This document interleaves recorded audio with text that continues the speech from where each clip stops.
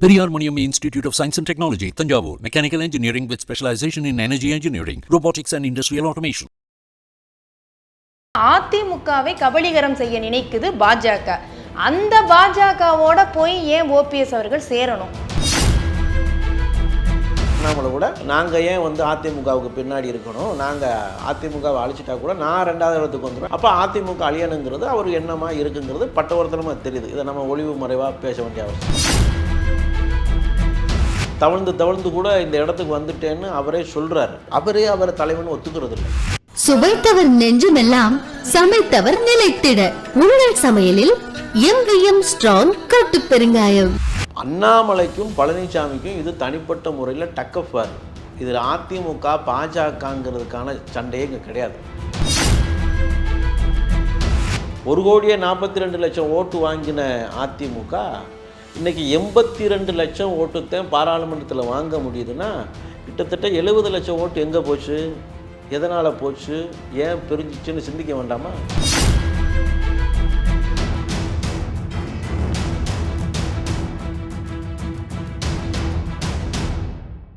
மின்னம்பலம் நேயர்களுக்கு வணக்கம். அடுத்த ஆண்டு 2025 டிசம்பருக்குள் அதிமுக ஒன்றிணைந்து விடும் என்று ஓபிஎஸ் அணியுடைய இணை ஒருங்கிணைப்பாளர் வைத்திலிங்கம் அவர்கள் கூறியிருக்கிறார். அதை பற்றி தான் நம்ம பேச இருக்கின்றோம். நமது அரங்கத்திற்கு வந்திருக்கின்றார் ஓபிஎஸ் அணியின் செய்தி தொடர்பாளர் கவிஞர் திரு கண்ணன்ஜி அவர்கள். வணக்கம். வணக்கம். நலமா இருக்கீங்களா? நலம், சிறப்பு. 2025 டிசம்பருக்குள் அதிமுக ஒன்றிணைந்து விடும் அப்படின்னு பேசியிருக்கிறார். எதுக்கு இவ்வளோ ஒரு லாங் கேப்பாக இருக்குதா? அதுக்குள்ளே என்ன நடவடிக்கை எடுக்க போகிறீங்க ஒன்றிணைவதற்கு? வருகிற டிசம்பருக்குள்ளேயே இணைந்து விட்டால் கட்சிக்கு நல்லது தான். அண்ணன் ஒரு லாங் கேப்பு சொல்லியிருக்கிறாரு. அந்த முயற்சிகள்லாம் நடந்துக்கிட்டு இருக்கு. அதனால் அந்த டிசம்பருக்குள்ளே இணைஞ்சாகணுங்கிறது கட்டாயம். எவ்வளவு சீக்கிரமாக அதிமுக ஒன்றிணைதோ, எவ்வளவு சீக்கிரமாக பிரிந்திருக்கிறவர்கள்லாம் சேர்றாங்களோ அவ்வளவுக்கு அவ்வளவு அதிமுகவின் வளர்ச்சிக்கும் வருகிற ஆட்சிக்கும் நல்லது. எப்படி சொல்லுங்க, நீங்க இதை அப்பப்போ இதை சொல்லிட்டு போறதுன்னா ஓபிஎஸ்ங்கிற நபரை மறந்து விடுவார்கள் மக்கள். அப்போ லைம் லைட்லேயே இருக்கணுங்கிறதுக்காக அப்பப்போ நாங்கள் ஒன்றிணைவோம்னு சொல்லுவீங்களா? இது எத்தனை காலகட்டமாக சொல்லிக்கிட்டு இருப்பீங்க? அப்போ என்ன, நீங்கள் என்ன சிக்னல் எதாவது சொல்லுங்க, என்ன நடந்திருக்கு, யார்கிட்ட பேசிக்கிட்டு இருக்கீங்க, என்ன அந்த பக்கத்துலேருந்து இருக்கிறவங்க சீனியர்ஸ் வர்றாங்களா, பேச்சுவார்த்தை நடக்குதா, என்ன முன்னெடுப்பு நடத்திருக்கீங்க? அது அண்ணன் செங்கோட்டையன் தலைமையில் அண்ணன் வேலுமணி, தங்கமணி, சிவி சண்முகம், நத்த விஸ்வநாதன், கேபி அன்பழகன் இவங்கெல்லாம் ஒரு கட்ட பேச்சுவார்த்தை நடத்திட்டாங்க பழனிசாமிகிட்ட. பேச்சுவார்த்தை என்ன, கட்சி ஒன்றிணைலைன்னா மீண்டும் ஆட்சிக்கு வர முடியாது. இப்போ எம்பி தேர்தலுக்கு கோட்டை விட்டாங்க. ஏன்னா எம்பி தேர்தலை வச்சு ஆட்சி அதிகாரத்தை நம்ம பிடிக்க போகிறதில்ல, மத்தியிலையும் இருக்க போகிறதில்ல, மாநிலத்திலையும் இருக்க போகல. அப்போ கேர்லெஸ்ஸாக விட்டாங்க. பழனிசாமி வியாபாரம் பண்ணிட்டார், வியாபாரிகளுக்கு சீட்டு கொடுத்தாரு. பழனிசாமி வியாபாரிகளுக்கு சீட்டு கொடுத்தாரு. இந்த வியாபாரிகள்லாம் திமுகட்ட விற்றுட்டாங்க, ஒட்டு மொத்தமாக தோத்துட்டாங்க. ஆனால் இப்போ தான் எல்லாருக்கும் பாடம் புகட்டப்போட நேரம் வந்திருக்கு. இந்த 2026 அதிமுகங்கிற ஒரு கட்சி மீண்டும் ஆட்சிக்கு வரலைன்னா அதிமுகவினுடைய நிலை கேள்விக்குறியாக மாறிடும். எல்லோருடைய நிலைமையும் கேள்விக்குறியாக போயிடும். பழனிசாமி நிலையும் படுபாதளத்துக்கு போயிடும். அவ்வளோதான். இப்போயாவது எதிர்கட்சியாக இருக்கிறாரு.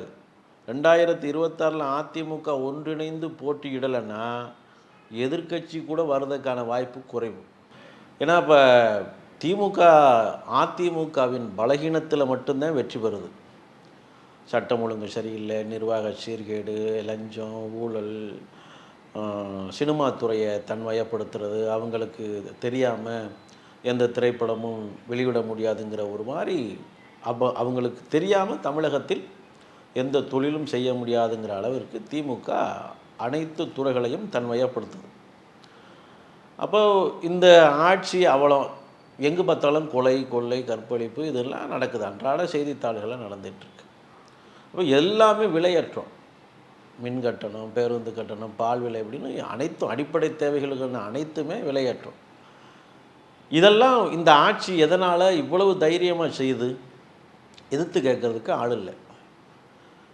அதிமுகவின் பொதுச் செயலாளர்னு தனக்கு தானே பட்டம் சுட்டி கொண்ட அண்ணன் சிலுவம்பாளையம் பழனிசாமி என்ன செய்கிறாரு? பழனிசாமியால் ஏதாவது கேட்க முடியுதா? திமுக எதிர்த்து ஏதாவது பேச முடியுதா? பழனிசாமி கொஞ்சம் வேகமாக ஆர்வப்பட்ட உடனே திமுக என்ன வரும்? ஆர்எஸ் பற்றி சொல்வார்.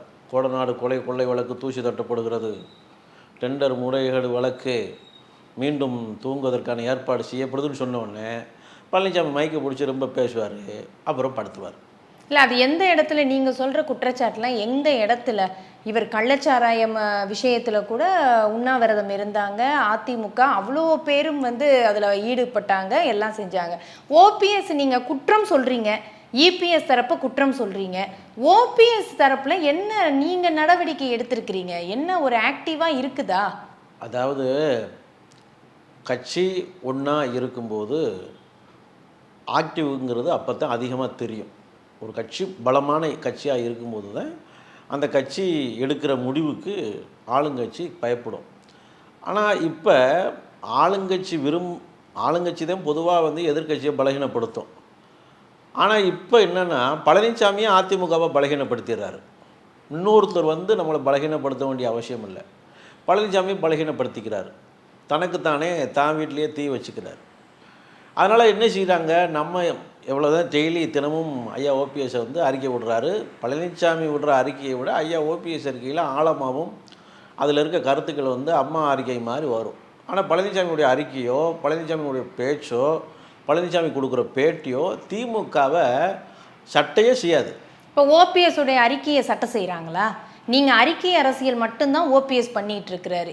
இபிஎஸ் அதிமுகவுடைய பொதுச் செயலாளர். உங்களுக்கு பிடிக்குதோ பிடிக்கலையோ அது வேற விஷயம். இன்னைக்கு அவர் தான் அதிமுகவுடைய பொதுச் செயலாளர். அங்கே இருக்கக்கூடிய சீனியர்ஸ் அதே இருக்கிறாங்க, அவங்க சொல்லக்கூடிய தொண்டர்களும் அங்கே தான் இருக்கிறாங்க. அப்போ அவங்க தான் இன்னைக்கு எதிர்கட்சி, அவர் தான் இபிஎஸ் தான் எதிர்கட்சி தலைவர். அப்போ நீங்கள் வெறும் அவரை குற்றம் சொல்றதுனால மட்டும் உங்களோட பேச்சு எடுபட்டுடுதா? இந்த ரெக்கார்டிக்கலாக எதிர்கட்சி தலைவராகவும் ரெக்கார்டிக்கலாக பொதுச் செயலாளராகவும் இருக்கக்கூடாது. கட்சியை பலமான கட்சியாக மாற்றி பிரிந்திருக்கெல்லாம் ஒன்றாக சேர்த்து ஒட்டுமொத்தமான இயக்கம், ஒருங்கிணைந்த இயக்கம் ஒரு போராட்டத்தை அறிவிக்கும் போது ஒட்டுமொத்தமான பலமான திமுகவை எதிர்த்து கேள்வி கேட்கும்போது திமுக பயப்படும் அப்படிங்கிறத நம்ம நோக்கம். அதைத்தான் பொதுமக்களும் விரும்புகிறாங்க, அதைத்தான் எதிர்கட்சிகளும் விரும்புகிறாங்க. அதிமுக பலகீனமாக போய்விடக்கூடாதுங்கிறது திமுகவும் விரும்புது, பிஜேபியும் விரும்புது. இல்லை, அதிமுக அழியக்கூடாது அப்படிங்கிறத திமுக நினைக்குது அப்படிங்கிறத சொல்கிறீங்க. அவங்க அதை ஆரம்ப கட்டத்துலேருந்து பேசிக்கிட்டு தான் இருக்காங்க பங்காளின்னு. பாஜக நினைக்குதுன்னு சொல்கிறீங்களே, அதிமுக அழியக்கூடாதுன்னு பாஜக நினைக்குதா? அதாவது நம்ம தான் நம்மளை பலமாக ஆக்கிக்கணும். இன்னொருத்தவங்க வந்து நம்மளை பலமாக ஆக்குவாங்கன்னு நம்ம எதிர்பார்க்க முடியாது. நாம் பலமாக இருந்தால் தான் கூட்டணியும் நம்ம பேச்சை கேட்கும். ஒன்றாக இருந்த அதிமுகவில் 5 எம்பி சீட்டு கொடுத்தா அதை பாஜக வாங்கிக்கும், 10 எம்எல்ஏ சீட்டு கொடுத்தா அதை பாஜக வாங்கிக்கும். ஆனால் கட்சி பிளந்துருச்சுங்கிறதுனால பாஜக இப்போ தன்வயப்படுத்த அதிமுகவை கபலீகரம் பண்ணுது நினைக்குது. இல்லை, அப்போ இதில் நீங்கள் தெளிவாக இந்த ஸ்டாண்டில் இருங்க. அதிமுகவை கபலீகரம் நினைக்குது பாஜக, சரியா? ஆமாம். ஆனா அதிமுக பாஜக மட்டும் இல்ல, எல்லா கட்சியுமே நினைக்கும். ஆனா இப்ப பிரச்சனை சிக்கல் எங்க? திமுக அதிமுக திராவிட கட்சிகள் இதுதான் பெருசு. அப்ப திமுக அதை அழியக்கூடாதுன்னு நினைக்குது. அப்ப அதிமுகவை கபலீகரம் செய்ய நினைக்குது பாஜக. அந்த பாஜகவோட போய் ஏன் ஓபிஎஸ் அவர்கள் சேரணும்? ஏன் சேரணும் அப்படின்னா, திமுக அதிமுக மேல உள்ள நல்ல எண்ணத்துல அதிமுக பிரிஞ்சு கிடக்கக்கூடாதுன்னு சொல்லலை. நரிக்கு நாட்டாமல் கொடுத்தா கிடைக்க 2 ஆடு கேட்குங்கிறது கிராமத்தில் சொல்கிற பழமொழி. நல்ல நோக்கத்தில் அதிமுக மீண்டும் பலமாக இருக்கணும், மீண்டும் ஆட்சிக்கு வரணும்னு திமுக விரும்பாது. ஆனாலும் ஏன் அதிமுக ஒன்றாக இருக்குன்னு சொல்லுதுன்னா, அதிமுகவினுடைய பலகீனம் பாஜகவினுடைய பலமாக மாறுது. நம்மளுடைய சித்தாந்தத்தவே அது கேள்விக்குறியாக்குது. அதிமுகவினுடைய பலகீனம் வந்து என்ன செய்யுதுன்னா, திராவிட சித்தாந்தத்தவே கேள்விக்குறியாகுது. அந்த அடிப்படையில் தான் திமுக என்ன நினைக்குதுன்னா, அதிமுக பிரிஞ்சு போகக்கூடாதுன்னு நினைக்குது. ஆனால் அதிமுகவின் பிளவில் தான் இன்றைக்கு திமுக வாழ்கிறது. அதிமுகவின் தொடர் தோல்வி தான் திமுகவுக்கு தொடர் வெற்றிகளை கொடுக்கிறது. அப்போ இது இருக்கக்கூடாது. இப்போ பிஜேபி என்ன நினைக்கி, ஒரு காலத்தில் வந்து அதிமுகவை பிரிச்சுட்டு அந்த இடத்துல நம்ம வந்துடலான்னு நினைக்கிறாங்க. இப்போ அண்ணாமலை கூட நாங்கள் ஏன் வந்து அதிமுகவுக்கு பின்னாடி இருக்கணும், நாங்கள் அதிமுகவை அழிச்சிட்டா கூட நான் 2வது இடத்துக்கு வந்துடுவேன், அதிமுக 2வது இடமோ 3வது இடமோ போகட்டும்னு பப்ளிக்காகவே அவர் சொல்லிட்டார். அப்போ அதிமுக அழியணுங்கிறது அவர் எண்ணமாக இருக்குங்கிறது பட்டவர்த்தனமாக தெரியுது. இதை நம்ம ஒளிவு மறைவாக பேச வேண்டிய அவசியம் இல்லை. அப்போ இவங்க எல்லாருமே சொல்கிறாங்க. இப்போ எதை சொல்கிறாங்க, அதிமுகவுடைய பலகீனத்தை தான் தங்களுக்கு சாதகமாக பயன்படுத்த பார்க்குறாங்க. நான் கேட்குறது இதுக்கு முதல் தெளிவு சொல்லுங்க, இதுக்கு தெளிவு சொல்லுங்க. அவங்க பலகீனம் இதெல்லாம் விட்டுருங்க. அதிமுகவை பின்னாடி தள்ளிட்டு 4வது இடம் என்ன, அதுக்கு கீழே போகும், 2வது இடத்துக்கு நாங்கள் வருவோம் அப்படின்னு பாஜகவுடைய மாநில தலைவர் அண்ணாமலை பேசுகிறாரு. ஆனால் திராவிட கட்சியில் இருந்து முன்னாள் முதலமைச்சராகவும் பொறுப்பு வகித்தவர், நீங்கள் சொல்கிறீங்க மறைந்த முதலமைச்சர் ஜெயலலிதாவுடைய நம்பிக்கைக்குரியவர்னு சொல்கிறீங்க. அந்த ஓபிஎஸ் அவர்கள் இதையெல்லாம் கேட்டுக்கிட்டு பாஜகவோட தானே இருக்கிறாரு. ஆமாம், அதுக்காக திமுக கூடயா போக முடியும்? இல்ல அப்ப வந்து அதை விட்டு பிரிஞ்சாவது தனியா இருந்து கூட உங்களால வலிமை நிரூபிக்க முடியாதா? வந்து எதிரி நம்மளை வந்து அப்ப ஏற்கனவே நான் சொன்னேன், நல்ல நோக்கத்துல அதிமுக நல்லா இருக்கணும்னு அவங்க நினைக்கல. நீங்க வீக் ஆயிட்டீங்கன்னா பாஜக உள்ள வந்துருங்கிறதுக்காக வந்து நீங்க ஸ்ட்ராங்கா இருந்துக்கோங்கன்னு அவங்க சொல்றாங்க. அது நல்ல எண்ணம் தானே, நல்ல எண்ணம், நல்ல எண்ணம். திராவிட சித்தாந்தம் போக கூடாதுன்னு. ஆனா அந்த எண்ணம் பழனிசாமிக்கு இல்லை. யாரு, திமுக இருக்கிற எண்ணம், கம்யூனிஸ்டுகளுக்கு இருக்கிற எண்ணம், மித்த தமிழகத்தில் இருக்கக்கூடிய அத்தனை கட்சியும் திருமாவளவன் உட்பட அனைவரும் விரும்புகிறது என்னென்னா, நீங்கள் உங்களை வீக் பண்ணிக்காதீங்க, தங்களை தாங்களே அழிச்சிக்காதீங்க, ஏற்கனவே பாஜக உங்களை சாப்பிட்றதுக்கு தயாராக இருக்குதுன்னு எல்லா பேரும் சுட்டி காட்டுறாங்க. அப்போ நாம் சுய சிந்தனை என்ன செய்யணும், சுய பரிதோஷனை என்ன செய்யணும், அதிமுகவை பலமாக்குறதுக்கு உண்டான நடவடிக்கையை தான் ஒரு தலைவன் மேற்கொள்ளணும். அந்த நடவடிக்கையை பழனிசாமி மேற்கொள்கிறாரா? சரி, நீங்க சேர்ந்ததுக்கு என்ன பலத்தை நிரூபிச்சீங்க? இப்போ ஒரு வார்த்தை சொல்லுங்க, ஒன்றிணைகிறோம் அதிமுக, இபிஎஸ் எல்லாரும் நாங்க இணைகிறோம், பாஜகவுடன் இனி எனக்கு ஒட்டும் இல்லை உறவும் இல்லை, பாஜகவை நான் எதிர்க்கிறேன், அதிமுகவை இப்படி அண்ணாமலை பேசுது, நம்ம அதிமுகவை கபலீகரம் செய்ய நினைக்குது பாஜக, இனிமே இபிஎஸ் உடன் சேர்கிறேன், ஒன்றிணைவோம் அதிமுக, பாஜகவுடன் உறவில்லை அப்படின்னு ஒரு ஸ்டேட்மெண்ட் விடுவாரா ஓபிஎஸ் அவர்கள்? ஐயா ஓபிஎஸ் ஒருங்கிணைப்பாளராகவும் இபிஎஸ் இணை ஒருங்கிணைப்பாளராகவும் ஒன்றாக இருந்த அதிமுக இருக்கும்போது அண்ணாமலை அதிமுக எதிர்த்து எங்கேயாவது பேசியிருக்கிறாரா? அதிமுக தலைவர்களை எங்கேயாவது விமர்சிச்சிருக்கிறாரா? இல்லை யாராவது விமர்சிக்க முடிஞ்சிச்சா? முடியல. அப்புறம் இப்போ ஏன் அண்ணாமலை விமர்சிக்கிறாரு, பழனிசாமி ஏன் கேவலமாக பேசுகிறாரு அப்படின்னா, பழனிசாமியுடைய நடவடிக்கை இன்னொருத்தங்க கேவலமாகவே பேச வேண்டாம், அண்ணாமலை வந்து நம்மளை அழிக்கணும்னு நினைக்க வேண்டாம், இவரை அழிச்சுக்கிறாரு. தனக்கான பலத்தை தன்னுடைய பலகீனமான அரசியல் செயல்பாட்டால் இவரை அழிச்சுக்கிறார். கட்சியை வந்து ஒரு தலைவனுடைய நோக்கம் எப்படி இருக்கணும், நீங்கள் ஒன்றிய செயலாளராக இருக்கும்போது, நகர செயலாளராக இருக்கும்போது, மாவட்ட செயலாளராக இருக்கும்போது அந்த மாவட்டத்தில் தான் பதவியை தக்க வைக்கணும்னு போட்டியிடலாம், போராடலாம், சில பேரை காலை பிடிச்சி வாரலாம், சில பேர் காலில் விழுகலாம். ஆனால் இதெல்லாம் மீறி நான் தவழ்ந்து கூட இந்த இடத்துக்கு வந்துட்டேன்னு அவரே சொல்கிறார். சரி, இந்த இடத்துக்கு வந்தோடனே எப்படி இருக்கணும், பெருந்தன்மையான சிந்தனம் ஒரு இப்போ வந்து தலைவனுங்கிற சிந்தனையை அவரை தலைவன் ஒத்துக்கிறது இல்லை. அதுதான் இப்போ பிரச்சனை. இப்போ எல்லாரும் இப்போ நான் பழனிசாமியை அழித்து விட வேண்டும் என்பது தான் என் நோக்கம்னு ஐயா ஓபிஎஸ் சொல்கிறாரா? அதிமுகவை அழித்து விட வேண்டும் என்பதுதான் என் நோக்கம்னு ஐயா சொல்கிறாரா? சொல்கிறவங்களோட கூட இருக்கிறாரே. அவங்க எதனால் இருக்கிறாங்க, ஒன்றா இருந்த அதிமுகவை அழிச்சிருவோம் அப்படின்னு பிஜேபி சொல்லிச்சா? அண்ணாமலை சொன்னாரா? அண்ணாமலைக்கும் பழனிசாமிக்கும் இது தனிப்பட்ட முறையில் டக்கஃப் வார். இதில் அதிமுக பாஜகங்கிறதுக்கான சண்டையே இங்கே கிடையாது. பழனிசாமி என்ன நினைப்பாருன்னா, தான் ஊர்லனா தன்னை விட பெரிய ஆள் இன்னொருத்தர் இருக்கக்கூடாதுன்னு நினைப்பார், தான் மாவட்டம்னா தன்னை விட இன்னொருத்தர் வளரக்கூடாதுன்னு நினைப்பார். அது மாதிரி இப்போ என்ன நினைக்கிறாரு, இந்த கொங்கு மண்டலத்திலே கவுண்டருக்குன்னா நான் தான் முக்கியத்துவம், இன்னொரு கவுண்டர் ஒருத்தர் வந்துடக்கூடாது, அதுவும் அண்ணாமலை மாதிரி விவரமான அறிவாளி ஒருத்தர் வந்துடக்கூடாது அப்படின்னு நினைக்கிறாரு. தன்னை முன்னிலைப்படுத்த நினைச்சார், எப்படியோ வந்துட்டீங்க, முன்னிலைப்படுத்திட்டீங்க. இதுக்கப்புறம் என்ன செய்யணும், தன்னுடைய பலத்தை கூட்டணும். அதாவது சரி, பலத்தை கூட்டணும்னா நீங்க பலத்தை நிரூபிச்சிருக்கிறாரா ஓபிஎஸ்? இப்ப நீங்க ஒன்றிணையணும், நீங்க இருங்க, ஒன்றிணையணும், எங்களை சேர்த்துக்கங்க, இதெல்லாம் கேட்கணும்னே அவசியம் இல்லையே. இதே இவர் பக்கம் தொண்டர்கள் இருக்கிறாங்க அப்படின்னா ஓபிஎஸ் பக்கம் ஒரு எழுச்சியே நடந்திருக்கும், தொண்டர்கள் இருந்திருக்கும், அவரோட பலத்தை அவர் நிரூபிச்சிருப்பாரு. அவராலேயே அங்க திமுகவை எதிர்த்து ஜெயிக்க முடியல, 2வது இடத்துக்கு தானே வந்தாரு. அப்ப என்ன பலம் இருக்குன்னு இபிஎஸ் சேர்ப்பாருன்னு உங்களை எதிர்பார்க்குறீங்க? கைப்புண்ணுக்கு எதிர்க்கு கண்ணாடி.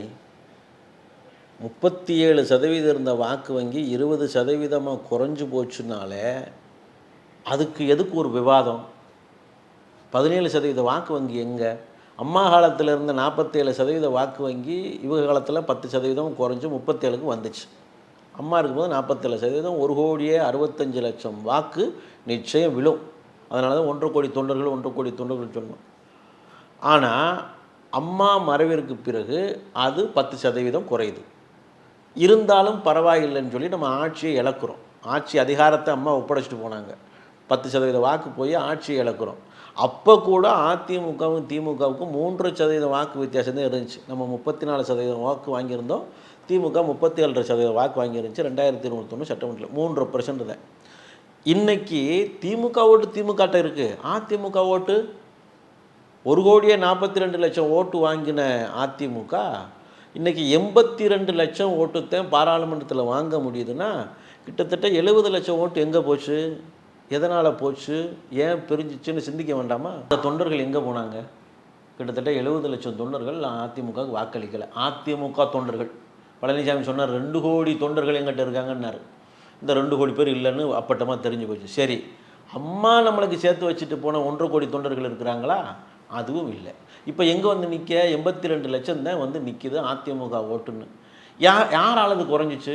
அதாவது 1.5 கோடி தொண்டர்களை நீங்கள் சொன்ன போல் 2 கோடி தொண்டர்களாக மாற்றிருந்தேன்னா நாங்கள் கேள்வியே கேட்காம பழனிசாமியை தலைவராக ஏற்றுப்போம். எங்களுக்கு அது மாதிரி இப்போ திமுக ஆளுங்கட்சியாக இருக்குது, ஒரு 20 சீட்டு ஜெயிக்குது, அதிமுக எதிர்கட்சியாகுது, ஒரு 20 சீட்டு ஜெயிக்குதுனாலும் நாங்கள் தலைமை ஏற்றுப்போம். 20 வேண்டாம், 10 சீட்டு பழனிசாமி தலைமையில் ஜெயிக்குதுனாலும் பழனிசாமி தலைமை ஏற்றுப்போம். ஏன் ஒத்த சீட்டு, அதுவும் சேலத்தில் ஜெயிச்சிருந்தா கூட பரவாயில்லன்னு நினச்சிருந்துருப்போம். சேலத்திலே நீங்கள் மண்ணை கவுறீங்களே, உங்கள் சொந்த தொகுதியிலே உங்களால் வெற்றி பெற முடியலையே. அப்போது உங்கள் தலைமை என்ன தலைமை? நீங்கள் தலைமைக்கு தகுதியானவரா? ஸோ தகுதி இல்லை. ஐயா ஓபிஎஸ் என்ன சொல்கிறாரு? நான் புரட்சித் தலைவர் எம்ஜிஆரோ புரட்சித் தலைவர் அம்மாவோ இல்லை, அதே மாதிரி நீங்களும் அப்படி இல்லை. நம்மெல்லாம் அவர்களால் உருவாக்கப்பட்ட தொண்டர்கள் தான். அப்போ நம்ம தொண்டர்கள் கூடித்தான் ஒரு கூட்டு முயற்சியில் தான் இந்த கட்சியை இன்றைக்கி கொண்டு போக முடியும். மக்கள் எப்படி நம்மள தனிப்பெரும் தலைவர்களா? நம்ம போய் கையை காட்டினோடனே செல்லூர் ராஜு சொன்ன மாதிரி நாங்களும் கூவி தாங்க ஓட்டு கேட்டோம், பழனிசாமி முகத்தை காட்டால் கூட எவனும் ஓட்டு போட மாட்டேங்க, நாங்கள் என்ன செய்கிறது அப்படின்னு அதுதான் கலை யதார்த்தம், அதுதான் உண்மை, அதுதான் தமிழ்நாடு. அப்போ நம்ம முகத்துக்கு முகராசி கிடையாது. பழனிசாமி முகத்தை காட்டுனாலே கிராமத்தில் களை எடுக்க போகிறவங்க, காட்டு வேலைக்கு போகிறவங்க கூட என்ன சொல்கிறாங்க? பழனிசாமி முகத்தை காட்டினா ஐயோ துரோகி இல்லை அப்படிங்கிற அளவுக்கு உங்களுடைய செயல்பாடு போய் சேர்ந்துருச்சு. யாருக்கு துரோகி? எல்லாத்துக்குமே துரோகி. தமிழகத்துக்கு துரோகி, கட்சிக்கு துரோகி, கூட பழகினவங்களுக்கு துரோகி. பழனிசாமி யாருக்கு துரோகம்? அவர் ஓபிஎஸ் துரோகிங்கிறாரு. அது என்ன செஞ்சார்? ஓபிஎஸ் என்ன துரோகி? நாங்கள் செஞ்சது துரோகம்னா என்னென்ன துரோகம்? பழனிசாமிக்கு கூட இருந்தது துரோகம் தான். ஏன்னா பழனிசாமி செய்கிற துரோக செயல்களுக்கெல்லாம் உடந்தையாக இருந்தது ஒரு வகையில் துரோகம் தான். ஏன்னா கட்சி அன்னைக்கு வந்து கபலீகரம் செஞ்சு கட்சியை காணாமாக்குற அளவுக்கு முயற்சி பண்ணியிருக்கிறார்ல, அது துரோகம்னா துரோகம் தான். ஏன் என்ன கேட்குறோம் நாங்கள்? ஐயா என்ன கேட்குறாரு? கட்சி அழியுதையா, இந்த கட்சியை நாசம் பண்ணாதையா? ஓன் கட்சியும் இல்லை, ஏன் கட்சியும் இல்லை, இது மக்கள் கட்சி. உண்மையிலே ஏழை எளியவர்களுக்காக தோற்று வைக்கப்பட்ட கட்சி. புரட்சித் தலைவர் சொந்த உழைப்பில் ரத்தம் சிந்தி ரத்தத்தை வேர்வையாக சிந்து சொந்த காசை போட்டு உருவாக்கின கட்சி, மக்களுடைய நம்பிக்கையான கட்சி. இந்த கட்சியை உன் சொந்த சுயநலத்துக்காக வேஸ்ட் பண்ணாத, நாசம் பண்ணாத. எல்லா பேரும் இப்போ 3.5 லட்சம் ஓட்டு வாங்கினார் ஐயா OPS. Periyar Maniam Institute of Science and Technology, Thanjavur, Mechanical Engineering with specialization in Energy Engineering, Robotics and Industrial Automation. சுவைத்தவர் நெஞ்சுமெல்லாம் சமைத்தவர் நிலைத்திட உங்கள் சமையலில் எங்கேயும் ஸ்ட்ராங் கட்டு பெருங்காயம். மின்னம்பலம்.com தமிழின் முதல் மொபைல் பத்திரிகை.